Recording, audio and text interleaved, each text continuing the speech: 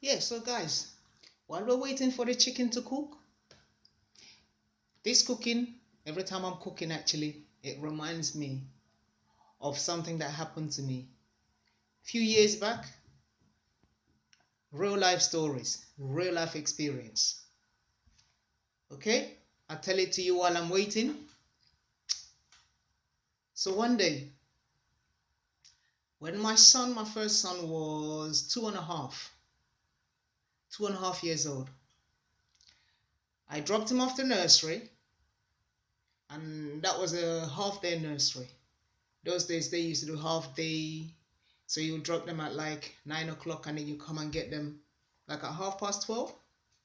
So I dropped my son off at the nursery at 9 o'clock, and then I came home that time. I was like 8.5 months pregnant with my second son. So I said to myself, let me come home quickly and cook some food and prepare lunch and before I pick up my first son at 12:30. So this was like 10 o'clock in the morning, 10:30. I was in my kitchen cooking just like this.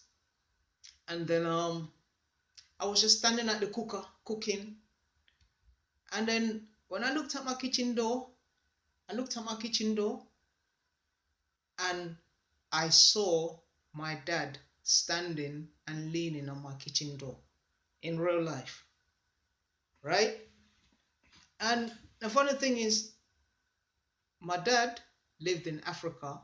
He's never been to England. So as I was turning my pot and looking like, what the hell is happening? Then I looked and I said, I was in shock because I know I wasn't sleeping.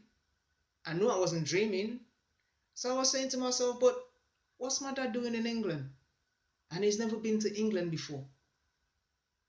And the only thing that can come to my mind was to say to him, Dad, what are you doing here? And then he said to me, UK, why aren't you coming to see me? I hadn't been to see my dad for a couple years that time. So he said, UK, why aren't you coming to see me? So in my mind, I'm thinking, but I can see him, but I know he's not in this country. So what is this? So I said to him, okay, Dad, go, I'm coming. I don't know what made me say that, but that's exactly the words I said.